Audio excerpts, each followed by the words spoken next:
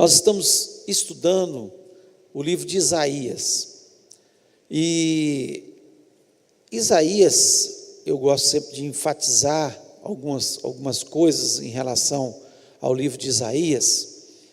É um livro que é considerado o quinto evangelho, porque é o livro do Antigo Testamento que mais fala de Jesus Cristo. E ele é citado cerca de 400 vezes no Novo Testamento, algum texto de Isaías. Tamanha a importância daquilo que foi revelado a Isaías, né? Ele viveu num tempo em que a nação passa por uma situação muito difícil. Ele começa ali no capítulo 1, já exortando a nação que eles estavam num caminho completamente afastado de Deus. Apesar de serem chamados povo de Deus, eles estavam totalmente afastados de Deus. E o capítulo que nós vamos estudar hoje, ele fala sobre fé, obras e jejum, para a gente ter um entendimento acerca desses assuntos, né? Então ele aborda, que é o capítulo 58, eu queria que você estivesse abrindo aí o capítulo 58, e é um capítulo que fala sobre essa questão da religiosidade do povo.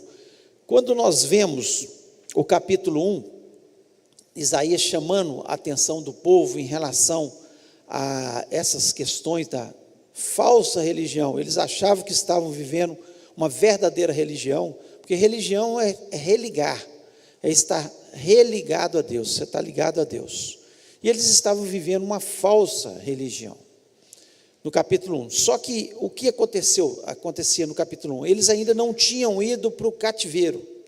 O capítulo 58 é um capítulo que fala, provavelmente, deles no cativeiro, eles estavam vivendo no cativeiro, ou no mais pós-cativeiro, porque ele fala aqui em ruínas, né? Que eles estavam ali, ia reconstruir as ruínas. No versículo 12 aí, do capítulo 58, diz o seguinte: teus filhos edificarão as antigas ruínas. Então, provavelmente, eles estavam ali no pós-cativeiro. E você vê que eles viveram antes do cativeiro, os reis foram, na maior parte do tempo, na época de Isaías, maus reis, né? Com exceção, né? Uzias foi um rei que teve um ótimo governo, mas terminou mal, porque ele quis fazer uma coisa que não era lícito para ele, e Ezequias, mas os outros reis foram maus reis, né? Então viveu tempos de altos e baixos no reinado, e ele chamava a atenção do povo, dos sacerdotes, de todos que estavam vivendo uma vida totalmente afastada de Deus. Nós no capítulo 6, nós vemos Isaías, ele tem uma experiência muito grande com Deus, quando ele teve a visão do trono, e ele mudou totalmente a perspectiva dele em relação à religião, aquilo que eles estavam vivendo, e ele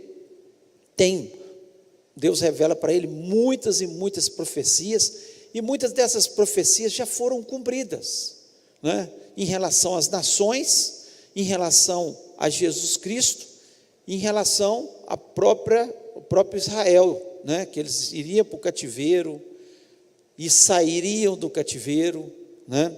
E aqui nós vemos exatamente Isaías chamando a atenção deles, que eles viveram no cativeiro e parece que não aprenderam nada. E tem gente que é desse jeito, né? Passa pelas tribulações da vida, Deus permite que passe pelas tribulações, uns aprendem, falam: nossa, passei por essa tribulação, Deus agiu na minha vida, eu cresci espiritualmente, eu estou vivendo uma nova vida em Cristo.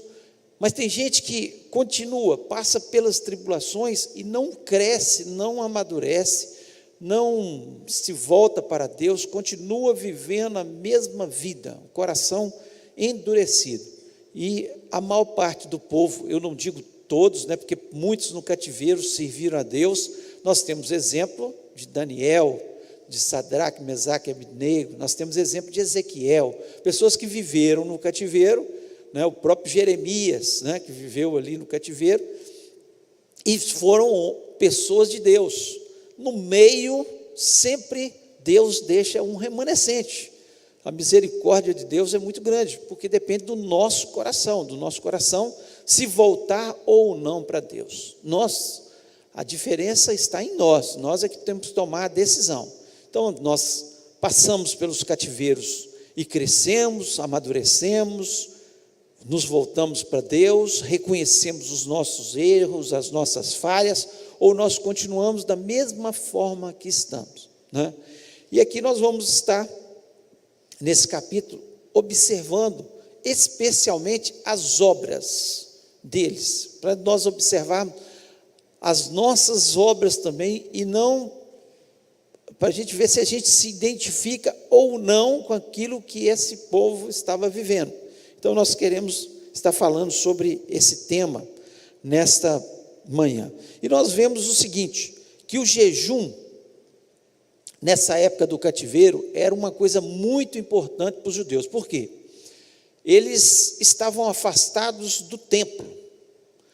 Como o templo foi destruído, né, totalmente pela Babilônia, Nabucodonosor invadiu, a cidade foi destruída, eles se afastaram de Jerusalém, e eles não tinham mais o ritual do sacrifício.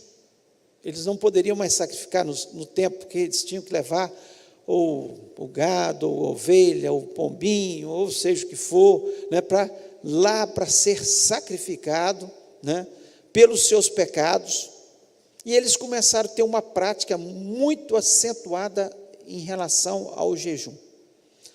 Antes, para eles, o jejum era mais quando eles estavam em situação de risco, de perigo, quando vinha algum inimigo atacar, e no dia da expiação, né, que é o dia que eles se separavam para sacrificar os animais em relação ao pecado do povo na sua totalidade. Era o dia chamado dia da expiação pelo pecado dos judeus. Aqui não aumentou de forma acentuada a questão dos jejuns que eles faziam. E nós vamos estar vendo que eles estavam totalmente equivocados em relação ao jejum que agradava a Deus. E nós vamos estar vendo isso. Olha, abra aí, por favor, em Zacarias, capítulo 7.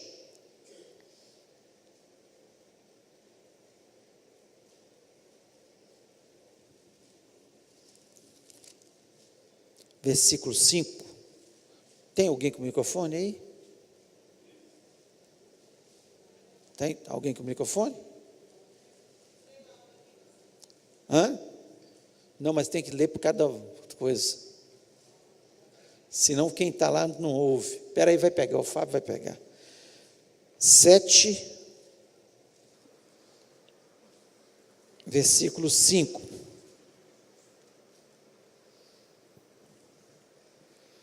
Fala a todo o povo dessa terra e aos sacerdotes, quando jejuaste e planteastes no 5º e no 7º mês, durante estes 70 anos, acaso foi para mim que jejuastes, com efeito para mim?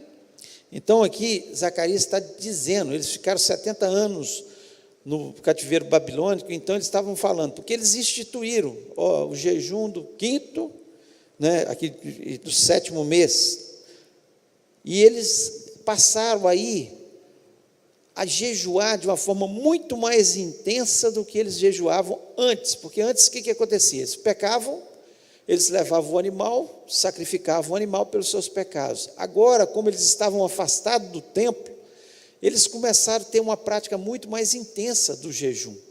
Só que não era um jejum que agradava a Deus, não era o jejum que Deus quer que tenhamos na nossa vida. E nós vamos ver isso aí. Agora vamos voltar lá a Isaías 58 e vamos começar a ler o texto aí.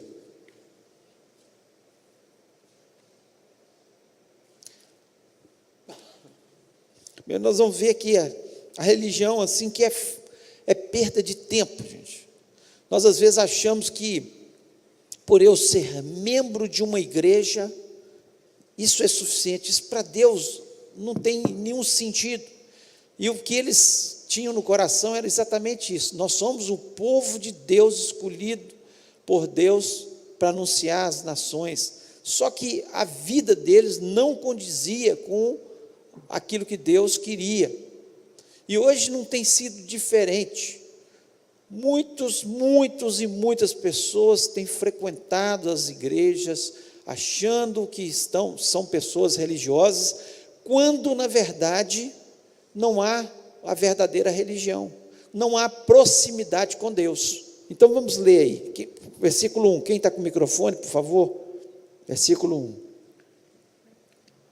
Clama a plenos pulmões, não te detenhas, ergue a voz como a trombeta e anuncia ao meu povo a sua transgressão e à casa de Jacó os seus pecados. Até aí, olha que ele começa como todos os profetas faziam, eles erguiam a sua voz, não tinha microfone, tinha que ser no pulmão mesmo, né? Como uma trombeta, e Deus está falando assim com ele, né?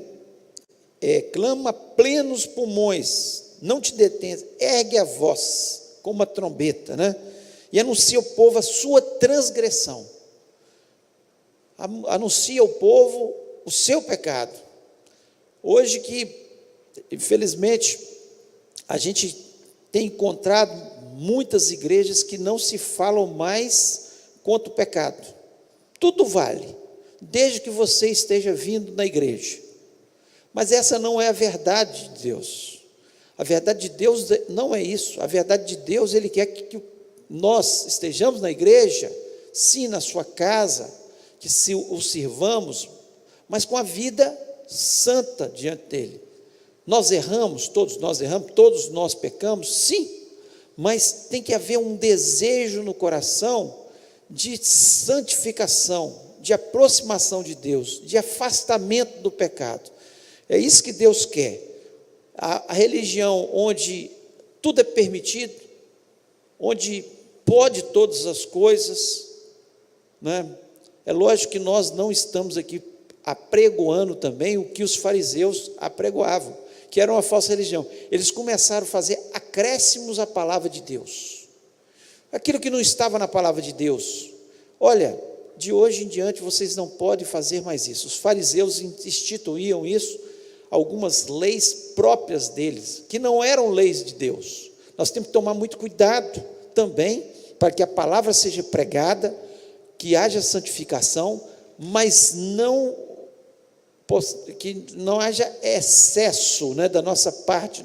Começamos a inventar leis que vão ser contra, muitas vezes, a lei de Deus, que Deus não instituiu, e o próprio homem começa a instituir como pecado. O que a palavra de Deus diz que é pecado. O que a palavra de Deus não diz, nós não temos que falar que é pecado, né? Então nós temos que pregar apenas a palavra de Deus. Versículo 2, por favor. Mesmo neste estado, ainda me procuram dia a dia, têm prazer em saber os meus caminhos, como povo que pratica justiça e não deixa o direito do seu Deus. Perguntam-me pelos direitos da justiça, têm prazer em se chegar a Deus. Então, olha bem, mesmo nesse estado, ou seja, o estado pecaminoso que eles viviam, o estado onde eles não estavam vivendo, havia transgressão na vida dele, eles estavam dizendo, aqui diz o seguinte, ainda me procuram dia a dia, ou seja, eles iam à casa de Deus todos os dias, era uma religião, eles tinham uma religião, eles tinham a sua religião, ia dia a dia, tem prazer em saber os meus caminhos. Eles conheciam a Bíblia, eles conheciam a palavra de Deus, a Torá, as leis, eles conheciam, porque não tinha ainda o Novo Testamento, mas existia ali as leis, eles conheciam a lei, eles iam na casa de Deus, eles conheciam a lei. Aí, como povo que pratica justiça, não deixa o direito do seu Deus. Eles praticavam uma justiça, entre aspas, né? E perguntavam pelo direito da justiça, e ainda questionava a Deus, por que o Senhor não faz justiça? em relação a essas questões. Certamente em função do cativeiro, eles estavam questionando a Deus: por que o Senhor não nos livra do cativeiro? Por que o Senhor não toma providência? E muitas vezes é isso, né, que acontece. Eles diziam ainda: tem prazer em se chegar a Deus. Então era uma religião, sim, mas era uma religião equivocada, onde havia a mistura do santo com o profano. Da mesma forma que eles chegavam na igreja, eles queriam a justiça, eles pregavam a justiça, eles conheciam a Deus, eles tinham prazer, às vezes, de chegar a Deus, mas quando chegavam lá fora, a vida deles era totalmente de transgressão, viviam no pecado e achavam que isso era suficiente. Parece que Isaías aqui, parece não, nós temos certeza, né, que ele estava escrevendo para a gente, porque o que ele estava escrevendo aqui, para aquele momento, não é diferente hoje. As pessoas vêm à igreja, questionam a justiça, falam contra as injustiças que estão acontecendo aí fora, no mundo, né? Às vezes tem prazer em estar na casa de Deus, até de levantar suas mãos em adoração, mas, por outro lado, estão com a sua vida em pecado. Não é diferente, não mudou a história continua a mesma coisa, né? Versículo 3. Dizendo: por que jejuamos nós e tu não atentas para isso? Por que afligimos a nossa alma e tu não levas em conta? Eis que no dia em que jejuais, cuidais dos vossos próprios interesses e exigis que se faça todo o vosso trabalho.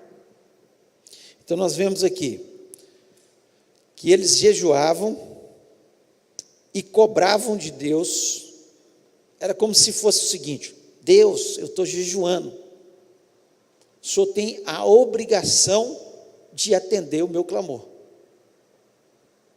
E hoje não é diferente, tem pessoas que estão jejuando e torcendo o braço de Deus, falando: Deus, o Senhor tem essa obrigação de fazer isso para mim. Vida em pecado, mas jejuando, se aproximando de Deus, conhece a palavra, sabe que a importância que é o jejum, e acha que por jejuar vão dobrar a Deus. Eles pensavam a mesma coisa: nós estamos jejuando, Deus atende. Mas eles, no dia, aqui diz que assim, no dia que eles jejuavam, eles cuidavam dos seus próprios interesses e exigiam que se fizesse todo o seu trabalho. Ou seja, eles jejuavam, só que era a prática disso aqui. Quando a gente vai estudar mais profundamente, o que eles faziam? O patrão jejuava, ia até os sacerdotes, estavam ali mostrando que estavam em jejum, mas por outro lado, tinha gente trabalhando por ele. O dia que era sagrado ao Senhor, que eles estavam jejuando, eles colocavam os seus empregados para fazer o seu trabalho. Ou seja, eles queriam ter a vida deles religiosa sem importar com as pessoas que estavam ao seu redor, sem pensar no outro. Então eu tenho que fazer o meu papel de jejuar, de ir à casa do Senhor, de fazer isso, aquilo, mas sem importar com aqueles que estavam ao seu redor. Eu estou indo, então você faça o meu trabalho. Não pode deixar de ganhar dinheiro, os negócios não podem parar, o negócio não pode parar. Eu tenho que fazer a minha obrigação com Deus, tenho que ficar bem com Deus, mas o negócio não pode parar. Abra aí em Romanos 10, é um texto que Paulo fala, 10, versículo 2 e 3.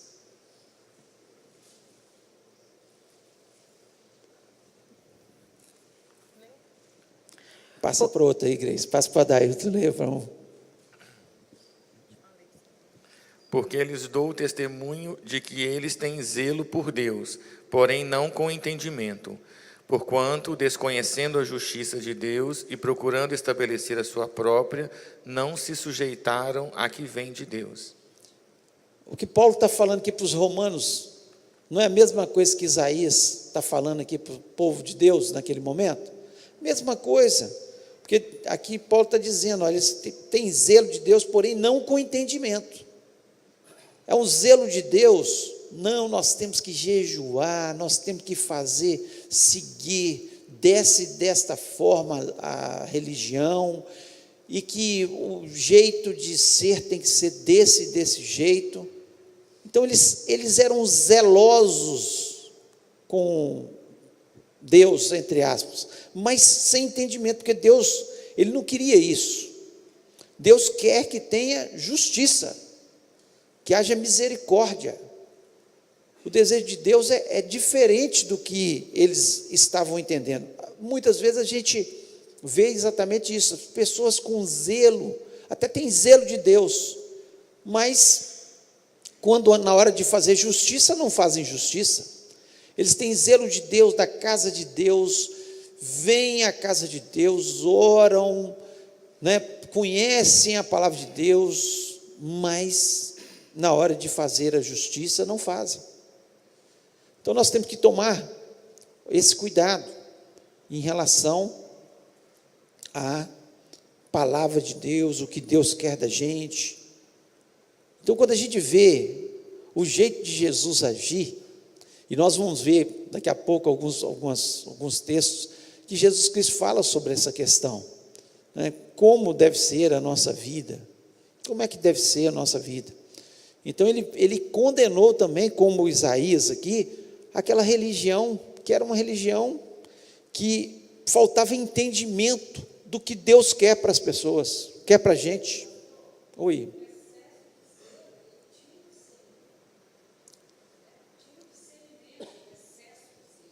É o zelo que não é o zelo que Deus quer, né? O zelo que Deus não quer. Então, às vezes, as pessoas colocam regras que não são regras que Deus colocou. Então, às vezes, por zelo, não, que nós temos que ser assim, que nós temos que fazer. E não é o que Deus colocou, né? Agora, os princípios né, da palavra de Deus, esses a gente tem que ter muito zelo, em relação ao amor ao próximo, em relação à justiça, à misericórdia com as pessoas, né? Então, a gente tem que tomar esse cuidado, para que a nossa religião, o que Isaías estava condenando aqui, é aquela religião que eles acham que estavam fazendo tudo certo, mas no fundo faltava o amor, a misericórdia, a justiça de Deus. Às vezes tinha até uma justiça, uma falsa justiça imposta pelos homens, mas não era a que Deus queria. Hoje nós vivemos um grande perigo em relação, e a gente tem que ter muito, eu digo sempre, equilíbrio, e Jesus Cristo foi a pessoa mais equilibrada que existiu. Não tem ninguém que teve tanto equilíbrio quanto Jesus, e bom senso. Nós temos que ter muito isso, porque senão nós caminhamos de uma graça exacerbada de Jesus, que muitos têm pregado. Não, você entregou sua vida a Jesus, de hoje em diante você pode fazer qualquer coisa, nada é pecado, faça qualquer coisa, porque você já entregou sua vida a Jesus Cristo. Então Jesus Cristo já te alcançou. E aquela aqui onde há um peso, é colocado um peso sobre os ombros das pessoas, que não foi o peso que Jesus Cristo colocou, né? E a gente vê claramente Jesus Cristo, ele nunca compactou com o pecado, nunca. O pecado, ele chamou de pecado, condenou o pecado, sempre falou, não peques mais, não peques mais, como uma mulher adúltera, ela foi pega em adultério, estava errado, mas a misericórdia de Deus foi exercida ali, e ela se arrependeu, não peques mais, Jesus nunca compactou com o pecado. Não, agora você entregou o seu coração, agora você faça qualquer coisa. De jeito nenhum, você não vê isso em Jesus. Mas Jesus Cristo, por outro lado, também condenou sempre aquilo que os fariseus impunham sobre as costas das pessoas, que eram fardo, eram pesos que não eram coisas que Deus implantou, que Deus colocou. Jesus Cristo veio para nos libertar do pecado, nos libertar, né, de falsos conceitos, e nós vivemos uma vida com Ele livres em Cristo. E a liberdade que Cristo nos dá não é uma liberdade para pecar, mas é uma liberdade, né, para nós amarmos as pessoas, para nós fazermos a justiça, para nós termos misericórdia. É isso que Jesus Cristo veio implantar, né? Oi.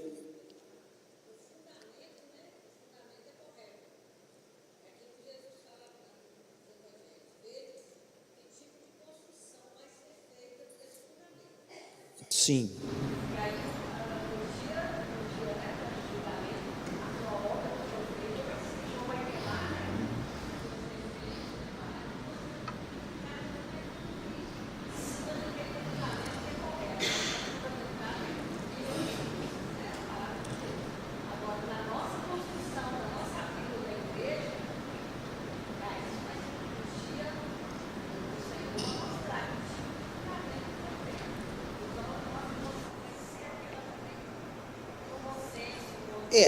A base, o nosso alicerce, o fundamento é Jesus, né? Nós construímos o edifício, cada um nós pedra desse edifício, né? Mostrando que é importante a gente ter a comunhão, nós nos ajudarmos, é o edifício. Somos um corpo em Cristo. Tem pessoas que acham que vão viver isoladas. Outro dia alguém veio me falar que uma pessoa falou que agora não frequenta mais igrejas, porque cansou dos rituais, cansou, né, das coisas. Tá certo que o ritualismo, a gente tem que tomar muito cuidado, mas toda igreja vai ter uma liturgia, uma sequência onde nós cultuamos a Deus, uma parte de louvor, uma parte de mensagens, isso faz parte. E nós precisamos estar em comunhão, gente. Senão, que corpo é esse? Que cada um está num lugar.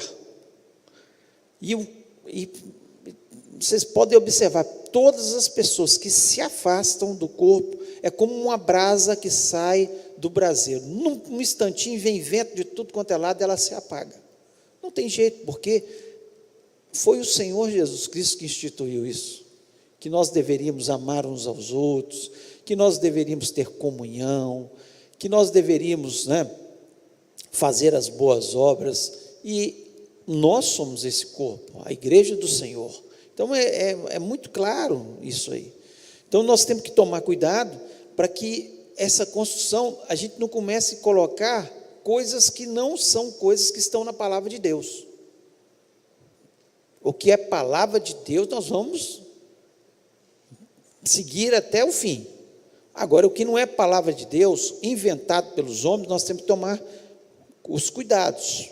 Apesar que nós temos que respeitar, muitas vezes, questões de usos e costumes de cada igreja, de cada povo, de cada nação. São usos e costumes daquilo ali. Então, se a pessoa... Vamos dar um exemplo aqui. Existem algumas igrejas que o povo não usa... segue a doutrina, etc. É proibido para a mulher usar calça comprida. Aquilo ali é usos e costumes daquele povo ali. Então, se alguém chega ali, o que ele deve fazer? Seguir os usos e costumes. Se ele não está satisfeito, o que ele deve fazer? Procurar um lugar onde tenha os usos e costumes, para que ele não traga escândalo para os irmãos, nem venha ficar entristecido. Sirva a Deus. É isso que tem que ser feito. É uma doutrina bíblica isso? Não. mas são usos e costumes de um povo. Não adianta. Se você for lá para a África e chegar e pregar numa tribo, onde todos ali andam nus, e de repente você chegar lá, ó, de hoje em diante, todo mundo, para servir a Jesus aqui, tem que vestir roupa. Qual que é o uso e costume deles? Andar nu. Isso importa para lá? Agora pensa bem, todo mundo aqui nu aqui. Não ia pegar bem. Ia ser um escândalo. Agora, lá é o costume deles. A gente tem que ter bom senso para a gente entender algumas questões. Agora, doutrina bíblica é doutrina bíblica, tem que ser seguida, e não ficar inventando regras. Usa véu sobre a cabeça. Se é uso e costume deles lá, agora não vem impor o véu sobre a gente, porque não tem questão do véu.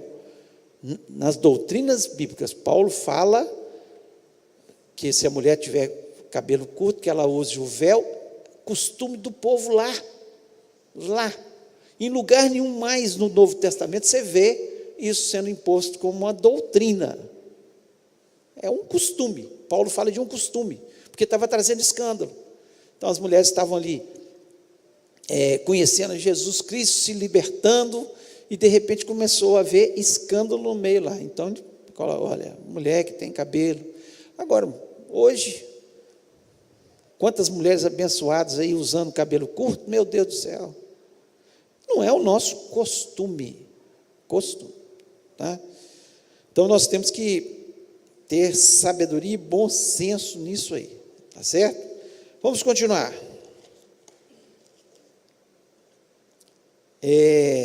Versículo 4, por favor. Eis que para contendas e debates jejuais, e para dardes punhadas amplamente, não jejueis como hoje, para fazer ouvir a vossa voz no alto. Então nós vemos aqui, primeiro, no versículo 3, a parte B, diz: jejuais, cuidai dos vossos próprios interesses, e diz que se faça todo o vosso trabalho. Ou seja, a pessoa estava jejuando e obrigando seus funcionários, falou: ó, eu vou para a igreja domingo, mas vocês, domingo é o dia do Senhor, então eu separo o domingo para louvar a Deus, e etc. Mas vocês cuidem do meu negócio aí, porque não pode parar, o negócio não pode parar. Espera aí, se é o dia do Senhor e você encara desse jeito, então você tem que pensar se o seu funcionário também gostaria de estar louvando o Senhor no dia do Senhor, né? E aqui ele fala: jejuais no versículo 4, para contendas e rixas. O que acontecia? Eles estavam em jejum, mas brigando. Que jejum é esse? Confusão, contendas. Que jejum é esse, onde vocês ficam brigando? Tem gente que está jejuando. Jejum, uma das coisas importantes do jejum é nós nos aproximarmos de Deus.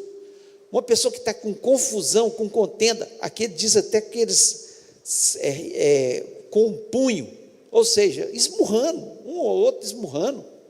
Está jejuando? Eu estou jejuando. E vai lá e dá um murro no outro. Misericórdia. Então, eles não estavam entendendo o que era o jejum. Para que era o jejum? O jejum era para aproximar de Deus. O jejum é símbolo de arrependimento. Quando o povo jejuava, eles estavam muitas vezes se arrependendo dos seus pecados. Viam os inimigos, eles pensavam nos seus pecados, eles jejuavam. Jejum não é uma coisa só para não vou jejuar para eu conseguir alguma coisa de Deus, como se eu torcesse o braço de Deus. Deus, eu tenho a obrigação de me dar isso. Não. Quando eu me aproximo de Deus, Deus ouve a minha oração, e Ele vai responder da melhor forma possível. Muitas vezes aquela oração Ele nem vai responder, porque não vai ser o melhor para mim. Se o povo estava aqui jejuando muitas vezes para que eles saíssem do cativeiro, e Deus já tinha estabelecido que eles ficariam 70 anos no cativeiro, porque 70 anos era o melhor para eles. Se eles tivessem saído antes, certamente eles não sairiam da forma que saíram, pelo menos libertos da idolatria. O povo judeu nunca mais foi idólatra. Por quê? Porque eles, no cativeiro, eles foram totalmente libertos da idolatria. Então Deus trabalhou no coração deles. E muitas vezes não adianta a gente jejuar para Deus nos livrar de determinadas coisas. Nós temos que jejuar para nós nos aproximarmos dEle, para nós mostrarmos nosso arrependimento dos nossos pecados, para nós nos fortalecermos. Com isso nós nos fortalecemos espiritualmente, para que Deus... O jejum é uma coisa boa? Sim, mas da forma correta, e não da forma que eles estavam, brigando entre eles, né? Versículo 5, por favor. Porventura, foi esse o jejum que idealizei? Apenas um dia separado para que o ser humano pareça contrito, incline a cabeça como um junco no brejo e se deite sobre o pano de saco e cinzas em sinal de grande lamento? Ora, é isso que chamamos de jejum e dia agradável ao Senhor? É aí. Então nós vemos aqui que Deus dizendo, foi esse jejum que eu escolhi. O que eles faziam? Eles colocavam cinza, pano de saco, para demonstrar que eles estavam jejuando. Foi esse o jejum que Deus escolheu? Não. O jejum que Deus escolheu é o jejum onde as pessoas fazem para se aproximar dEle. E o que Jesus Cristo ensinou? Vamos lá em Mateus, capítulo 6. Mateus 6.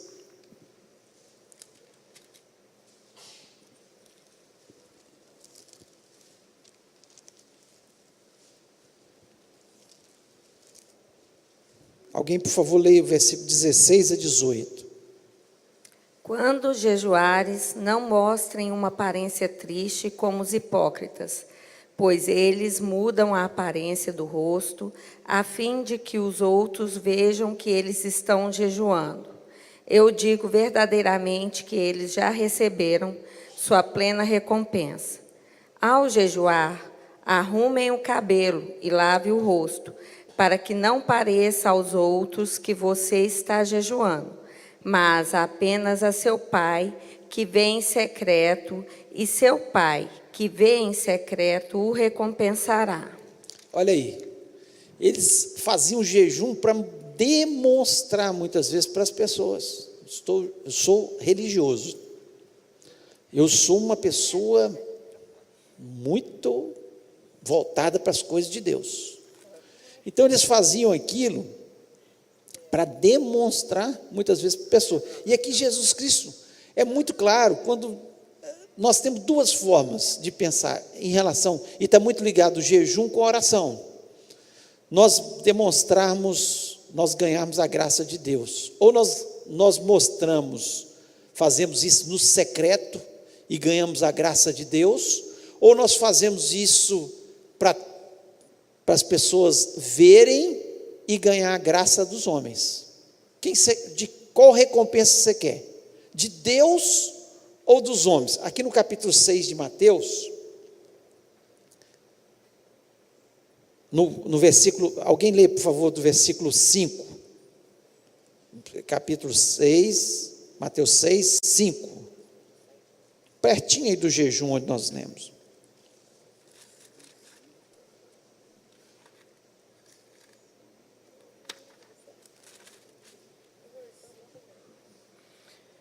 E quando orares, não sejas como os hipócritas, pois se comprazem em orar em pé nas sinagogas e às esquinas das ruas, para serem vistos pelos homens, em verdade vos digo, que já receberam o seu galardão.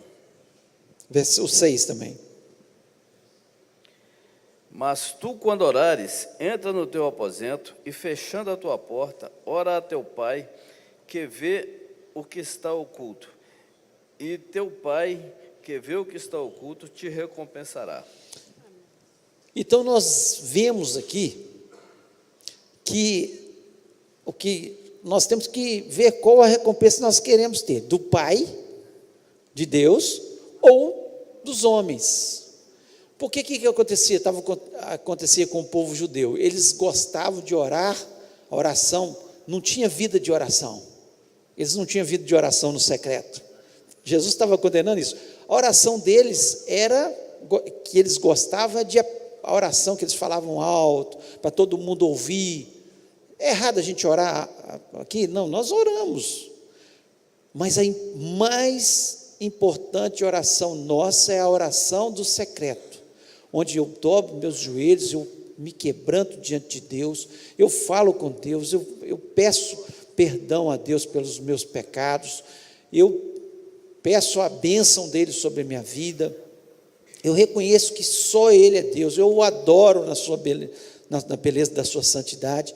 Essa que é a oração mais importante, e da mesma forma o jejum, que estão muito ligados. Tem pessoas que condenam, não, hoje nós não precisamos mais jejuar. Claro que precisamos, o cristão, ele tem que aprender a jejuar. Jesus Cristo é o nosso maior exemplo, ele jejuou. E quem está ensinando isso aqui? É Jesus. Ele não quer que seja um jejum como os fariseus faziam. Não, um jejum para aparecer para as pessoas, para que as pessoas vejam o tanto que eu sou espiritual. Não, ele quer que, se você está jejuando, não tem que demonstrar que você está jejuando. Não tem que demonstrar. Mas muitas vezes nós lançamos campanhas de jejum e oração. Todo mundo sabe que um grupo está orando. Se eu estou lançando uma campanha, se eu não sou hipócrita, lógico que eu estou jejuando também. Muitas pessoas sabem que eu estou jejuando. Mas não é com a finalidade de aparecer, de se mostrar espiritual, mais espiritual que os outros.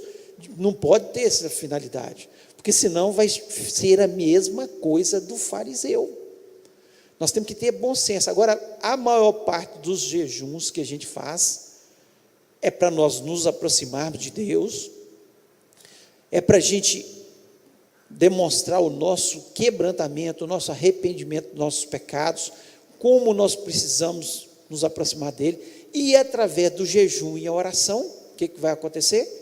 Deus vai nos escutar, Deus vai nos abençoar, porque Deus faz assim. Então ele chama a atenção, não é esse, seria esse o jejum que escolhi? Não é esse o jejum que eu escolhi. O jejum que Deus escolheu é o jejum da pessoa que se quebranta, que mostra que ele é pó, que ele não é nada, que ele precisa de Deus. E por isso ele está jejuando, para se aproximar de Deus. É isso. É esse pensamento que tem que ser, e que não existia entre os judeus, né?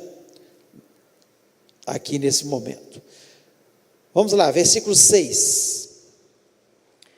Porventura não é este o jejum que escolhi, que soltes as ligaduras da impiedade, desfaças as ataduras da servidão, deixes livres os oprimidos e despedaces todo jugo? O 7 também. Porventura não é também que repartas o teu pão com o faminto e recolhas em casa os pobres desabrigados, e se vires o nu, o cubras, e não te escondas do teu semelhante?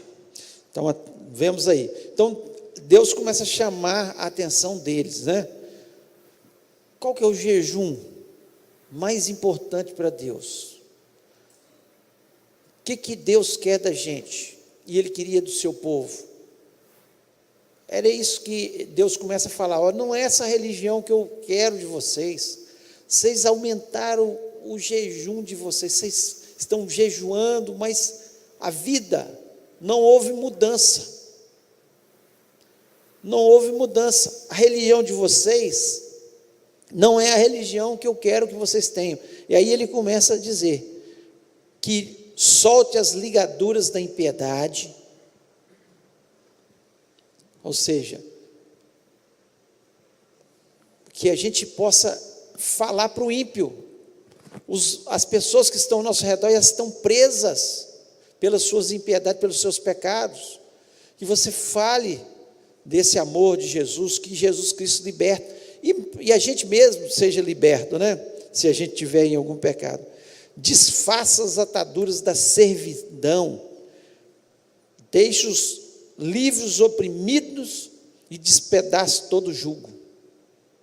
Ou seja, muitos daqueles que estavam ali jejuando, que se diziam religiosos, eles oprimiam as pessoas,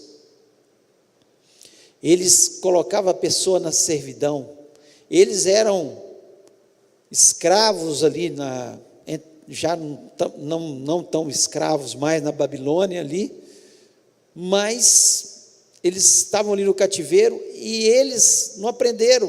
Espera aí, eles oprimiam o seu próximo, e às vezes acontecem as mesmas coisas com a gente. Às vezes Deus nos libertou, Deus agiu na nossa vida e nós oprimimos as pessoas que estão ao nosso redor. Nós somos opressores, nós não agimos dessa forma. No versículo 7 ele começa a dizer: porventura não é também que repartes o teu pão com o faminto? A verdadeira religião é repartes o teu pão com o faminto, e recolhas em casa os pobres desabrigados, e se vires o nu, o cubras, e não te escondas do teu semelhante. Ou seja, você viu uma pessoa necessitada, você vai esconder. Não, isso não é a verdadeira religião. A verdadeira religião é aquele que se preocupa com o nu, ou seja, aquele que não tem o que vestir, com aquele que não tem o que comer, aquele que está desabrigado, ficou desabrigado. Será que o nosso coração se comove quando as pessoas estão desabrigadas? Nós tivemos aqui sexta-feira, aquele lindo coral de Uganda, o Atoto, e você vê que trabalho lindo, que coisa maravilhosa, onde crianças órfãos da guerra são resgatadas. Isso é religião, né? Quando nós resgatamos um mendigo que está nas ruas, como tem aí na Missão Vida, isso é religião, né? Dá para o desabrigado um local para morar, dá comida. Nós temos que, nós não damos conta de solucionar todos os problemas do mundo, e é verdade, nós não damos conta, mas onde estiver a nossa mão para a gente fazer, por que não fazer, né? Quando muitos aqui na sexta-feira estavam dando suas ofertas, alguns apadrinhando algumas crianças, você não pode fazer tudo, você não pode pegar todas as crianças da África que estão passando fome e abrigar, mas você pode abrigar você pode estender a mão para um mendigo, você pode ajudar uma pessoa, você pode fazer uma cesta para uma pessoa que está passando uma necessidade. Então, não adianta nada a gente ficar aqui falando em jejum, em oração, nós somos povo de Deus, se nós não fazemos isso, se nós não estendemos a mão. Então nós temos que tomar cuidado, porque às vezes a gente olha aqui para esse texto aqui e fala: meu Deus, que povo ruim, Deus chamando a atenção, mas não é diferente da nossa vida. A palavra de Deus, ela é viva, ela é atual, o que acontece, e Jesus Cristo chamou a atenção sobre isso também, quando ele falou assim, que todas as vezes que a gente vestisse uma pessoa, que visitasse uma pessoa na prisão, que desse comida, estaria dando para ele, nós estaríamos dando para ele estava incentivando a gente a fazer a obra social. Religião, Tiago disse que a verdadeira religião é aquela que você atende os órfãos e as viúvas. Então, se nós não ajudamos órfãos e viúvas, se nós deixamos as pessoas desamparadas, nós temos que tomar muito cuidado, que a nossa religião está ficando muito próxima, está ficando uma coisa muito superficial, e não é o jejum, não são as obras, não é a fé que Deus quer da gente. Não é isso que Deus quer da gente. E a gente precisa sempre estar pensando e repensando a nossa vida. Como nós estamos agindo. E aí ele ainda continua, o versículo 8, por favor. Então romperá a tua luz como a alva, e a tua cura apressadamente brotará, e a tua justiça irá diante de ti, e a glória do Senhor será a tua retaguarda. 9.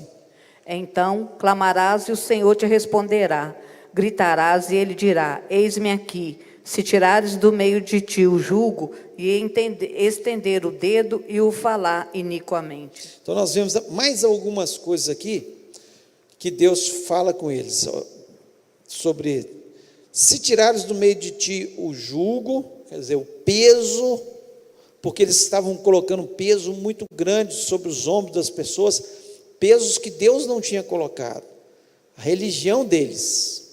A gente tem que tomar cuidado para a nossa religião não ser uma religião que vai contra a palavra de Deus. A religião não veio para trazer um peso sobre as pessoas, a religião veio para ligar a Deus. A nossa obrigação é que as pessoas sejam ligadas a Deus, que a gente dê um caminho para a pessoa se voltar para Deus. E a base é a palavra de Deus. Também não adianta falar assim, não pode tudo. Não, não pode tudo, não pode o pecado, gente. Não pode. Não pode o pecado. Se uma pessoa estiver pecando, não venha para aqui, pode pecado. Não. O pecado é pecado. Agora, são as regras impostas pelos homens. As regras impostas pelos homens são diferentes. Agora, o pecado é pecado, então nós vamos continuar falando quanto pecado. Isso não é julgo pesado. Pelo contrário, o pecado é que escraviza as pessoas. O pecado escraviza. Basta você ver uma pessoa que alcoólatra, está no final da vida dela, ali morrendo, escrava do álcool, destruiu sua vida, está destruindo a sua vida, ou drogas, está destruindo, é pecado. E ele está se destruindo, é escravo daquilo. Você fala assim, o médico chega para o cara e fala assim, você vai morrer se você continuar bebendo, mas ele não consegue, porque ele é escravo. Ele diz que é livre para beber, não, é escravo da bebida, é escravo da bebida. É melhor ser escravo de Cristo, servo de Cristo, que Jesus não nos impõe isso, pelo contrário, ele vem nos dar vida e vida em abundância. Oi.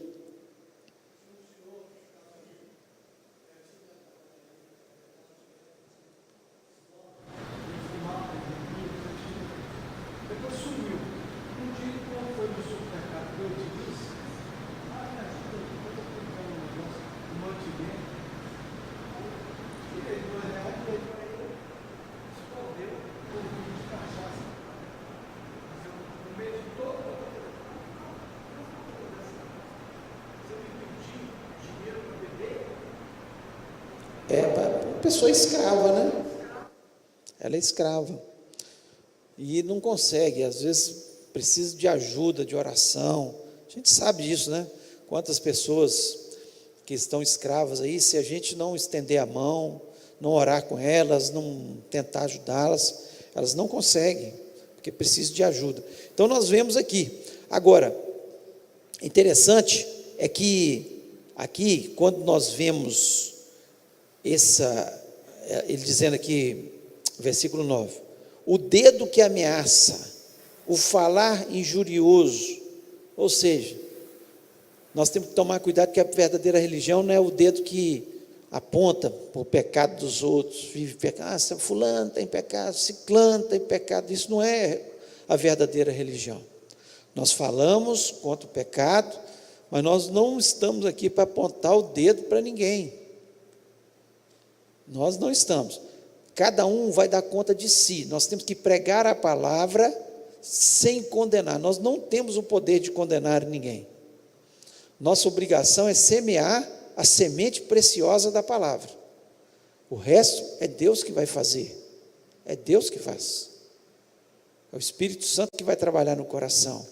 E nós não temos que ficar com o dedo que ameaça, né?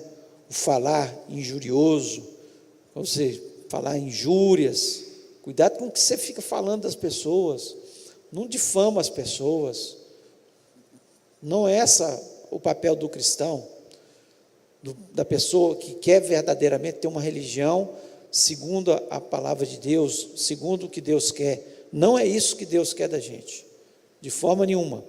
Nós temos que pregar a palavra de Deus, mostrar os caminhos, que só Jesus Cristo salva, que sem Jesus não há esperança para as pessoas, não há esperança, e a nossa obrigação é levar essa esperança. Agora é interessante que quando Deus coloca aqui, começa a trabalhar na vida deles, ele começa a falar, olha, se, né, vocês viverem a verdadeira religião, o verdadeiro jejum, viverem uma vida santa, cuidar dos desabrigados, dar comida aos que têm necessidade, vai haver uma coisa diferente na vida de vocês. Então no versículo 8 ele diz o seguinte: romperá a tua luz como a alva, a tua cura brotará sem detença. E ele começa a profetizar Isaías, palavras de Deus para a gente. Então quando a gente começa a ter a verdadeira religião, a gente começa a jejuar da forma certa, fazer as obras que Deus quer que a gente faça, ter a fé que Deus quer que a gente tenha, né? Porque só pode seguir a verdade quem tem fé de verdade, porque parece, não, isso não vai dar certo, o certo é o jeito que o mundo dita. Não, eu tenho fé que a palavra de Deus funciona, quando eu obedeço eu sou abençoado. Então romperá a tua luz sobre a alva, né? E no versículo 9 ele diz o seguinte: então clamarás e o Senhor te responderá, gritarás por socorro e ele dirá, eis-me aqui. Olha que coisa linda. Quando nós vivemos a verdadeira religião, Deus ouve a nossa oração. Agora, quando nós não vivemos, Deus não ouve a nossa oração. Não é por jejuar e falar, Senhor, eu estou jejuando, eu oro, eu vou à igreja, que Deus ouve a nossa oração. Ele ouve a nossa oração quando nós fazemos a justiça, a misericórdia, temos a misericórdia com as pessoas e fazemos como Ele gostaria que fizéssemos. Jejum, sim, mas o jejum que a gente se quebranta na presença de Deus, reconhece que somos falhos, que nós estamos jejuando porque nós queremos ser próximos de Deus, né? A fé que faz obras, que acredita que com aquilo ali é que ele agrada a Deus, e faz por amor, e aí, quando ele clamar a Deus, o que vai acontecer? Deus vai ouvir. O que nós mais queremos é que as nossas orações sejam ouvidas. Esse é o desejo do nosso coração. E Deus, aqui ele fala de forma tranquila, né, que como nós devemos fazer. Versículo 10, por favor. E se abrires a tua alma faminto e fartares a tua alma aflita, então a luz nascerá nas trevas e a tua escuridão será como o meio-dia. Olha que coisa linda. Se você abrir a tua alma ao faminto e fartares a alma aflita, então nascerá a luz nas trevas e a tua escuridão será como meio-dia. Você tem hora que tudo parece escuro na nossa vida, as coisas não estão dando certo. Às vezes é culpa nossa mesmo, porque nós não estamos vivendo a verdadeira religião, aquela religião que Deus quer da gente. Então, quando nós seguirmos isso tudo aqui, nasce luz nas trevas, e a tua escuridão será como um meio-dia. Então, basta a gente obedecer a Deus, que a luz de Deus vai brilhar sobre a nossa vida. A luz de Deus vai brilhar. Então, aquilo que parecia escuro, aquilo que não dava certo, que Deus vai abrindo as portas e as coisas vão acontecendo. Versículo 11. O Senhor te guiará continuamente, fartará a tua alma até em lugares áridos e fortificará os teus ossos. Serás como um jardim regado, como um manancial cujas águas jamais faltam. Olha as promessas de Deus. Essa aqui tem uma caixinha de promessas que a gente tira. As promessas, só vem coisa boa, né? Graças a Deus, só coisa boa. Agora, aqui, só tem coisa boa, mas tem o se de Deus. Se fartares a alma do faminto, se fizeres a justiça, se. Aí, as promessas do Senhor vêm sobre a nossa vida. Diz aqui, o Senhor te guiará continuamente. O Senhor te guiará, fartará a tua alma até em lugares áridos. Mesmo que você esteja vivendo num lugar árido, você pode estar vivendo nas maiores crises do país, mas o Senhor vai te fartar, o Senhor vai te fortificar, o Senhor vai estar com você no deserto. Serás como um jardim regado e como um manancial cujas águas jamais faltam. É a promessa de Deus. Então, quando eu sigo a palavra de Deus, eu obedeço ao Senhor, eu pratico a verdadeira religião, Deus, olha o versículo 12, olha a promessa. Os teus filhos edificarão as antigas ruínas, levantarás os fundamentos de muitas gerações e serás chamado reparador de brechas e restaurador de veredas, para que o país se torne habitável. Os teus filhos, hoje é dia dos pais, né? O que a gente quer para os nossos filhos? Que eles sejam abençoados, mas tudo começa em nós. Em nós, quando nós obedecemos a Deus, aqui diz que os teus filhos edificarão as antigas ruínas, levantará os fundamentos de muitas, você vai levantar os fundamentos de muitas gerações, quando a sua vida é alicerçada na palavra, quando você vive no altar de Deus, quando você faz a justiça, tem um tanto de gente olhando para você, e especialmente os seus filhos. Os nossos filhos estão de olho nas nossas atitudes, o que nós fazemos, o que nós estamos fazendo, e aí o que vai acontecer? Você será chamado reparador de brechas, e restaurador de caminhos, de veredas, né? Para que o país se torne habitável. Se cada um de nós servirmos ao Senhor de verdade, servirmos a Deus, e implantarmos isso ao nosso redor, implantarmos isso na nossa família, a verdadeira religião, o jejum verdadeiro, a obra do Senhor, o que vai acontecer, gente? O país, isso vai repercutir no país, um país que as famílias são alicerçadas no Senhor, é um país abençoado. Nós queremos isso para o nosso Brasil, tem que começar em nós. Quando nós fazemos isso, nós clamamos e Deus ouve.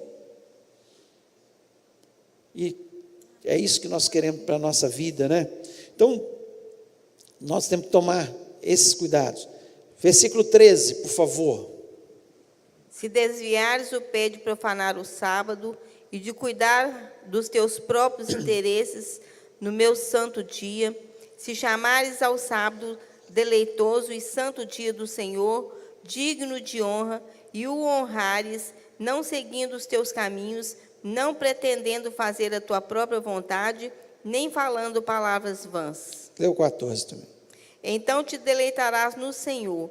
Eu te farei cavalgar sobre os altos da terra, e te sustentarei com a herança de Jacó teu pai, porque a boca do Senhor o disse. Então aqui, se desviar o teu pé, versículo 13, né? O teu pé de profanar o sábado. O que era o sábado para eles? Era um dia separado para que eles louvassem a Deus. Hoje, qual que é o dia que nós separamos para louvar a Deus? Domingo. Por quê? Jesus ressuscitou no domingo. O Pentecoste aconteceu no domingo. os cristãos seguiam o domingo, o primeiro dia da semana, eles se reuniam. Então a igreja primitiva fazia assim, nós fazemos assim, os cristãos do mundo inteiro fazem dessa forma, separar um dia santo ao Senhor, um dia. Então está dizendo aqui, se desviar o teu pé de profanar o sábado, vamos colocar o domingo, e de cuidar dos seus próprios interesses no meu santo dia, ou seja, você vai cuidar dos seus próprios interesses no dia do Senhor. Hoje é o dia do Senhor, o dia que nós separamos para quê? Para louvar a Deus. Isso mostra o quê? Temor no nosso coração, mostra que nós amamos a Deus sobre todas as coisas, mostra que o Senhor está em primeiro lugar na nossa vida. Quando nós fazemos isso, é uma demonstração para Deus que Ele está, Senhor, o Senhor está em primeiro lugar na minha vida. Eu não quero, e eu sempre falo isso aqui, não quero que você pense que, não, então eu não faço mais nada domingo. Não, tudo bem.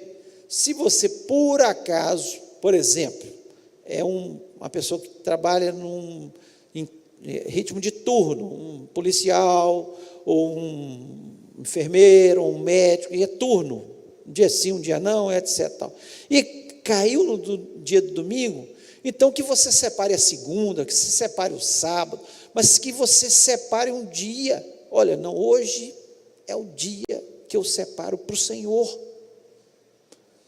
para eu ler a Bíblia, para eu ter oportunidade de, às vezes, ir à igreja, para eu ter oportunidade de fazer um jejum, para que eu tenha oportunidade de louvar ao Senhor, para que eu tenha um tempo maior com o meu Deus. Então, quando nós fazemos isso, e aqui no versículo 14 eu acho interessante, que começa o capítulo com os judeus fazendo por obrigação, e aqui no final ele diz assim, então te deleitarás no Senhor. Isso se torna um deleite na nossa vida. Gente, não há nenhuma obrigação no meu coração de vir à igreja no domingo, na escola dominical. Isso para mim é um deleite, é um privilégio, é um prazer. Isso tem que estar no nosso coração. Não é domingo, tem que ir para a igreja, acordar cedo, se bem que não é tão cedo, porque durante a semana você acorda mais cedo. Hoje é o dia que eu acordo mais tarde, é domingo. Deus até me dá esse privilégio. É o dia que eu acordo mais cedo, mais tarde, aliás. Por quê? Porque tem que ser um prazer para a gente. Estar com a família, às vezes orar juntos. Às vezes a semana foi tão corrida, não deu tempo de nada. Mas que você separe. Isso demonstra prazer. E eles não estavam fazendo isso. Eles não estavam deleitando de estar na casa de Deus, de louvar a Deus. Então eles estavam cuidando dos seus próprios interesses. Largaram tudo. Não, nós temos que cuidar dos nossos negócios. Nós temos que fazer isso. Nós precisamos ter tempo para Deus. Então, quando nós falamos da obra de Deus, jejum, como deve ser feito, né, as obras do Senhor, não adianta falar em religião se nós não fazemos as obras, não existe obras na nossa vida, e não adianta, se nós não temos o cuidado também, de ter o cuidado com o dia que nós separamos para o Senhor. Esse tem que ser o nosso prazer.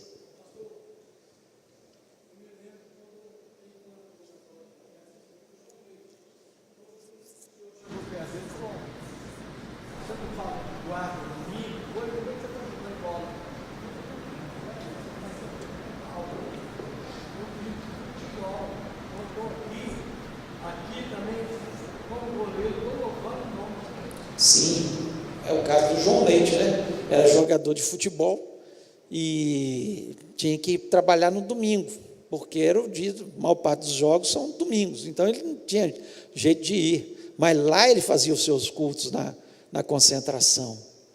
Então ele estava ali, louvando ao Senhor, Às vezes você está viajando, não tem jeito de você ir à igreja, mas você para um tempo, tem a oportunidade de louvar a Deus, de ler a palavra.